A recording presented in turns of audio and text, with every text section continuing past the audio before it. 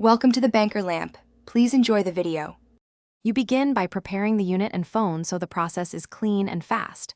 Power the Nakamichi Player, set ignition to ACC, and ensure your phone has Wi-Fi, Bluetooth, and location enabled. Once done, connect the player to your phone with the correct USB cable. Make sure the cable supports data. You'll see a prompt on screen to accept permissions. Tap Accept. This first connection establishes communication and lets the system negotiate audio, microphone, and screen sharing parameters. Next, you configure Android Auto so apps and navigation appear correctly. Open Android Auto and accept camera, contacts, and location permissions. Set USB to always allow for the Nakamichi device. On the receiver, choose the Android Auto input.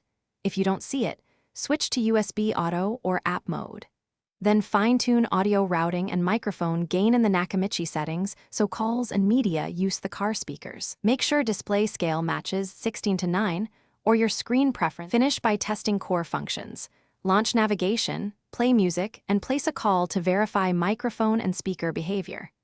If steering wheel controls aren't working, remap buttons in the Nakamichi control menu and confirm Bluetooth profiles are connected. Once stable, check for firmware updates.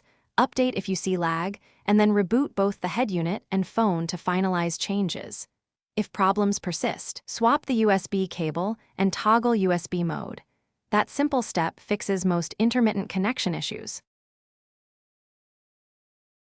Thanks for watching. If this was helpful, leave a like and consider subscribing. See you next time.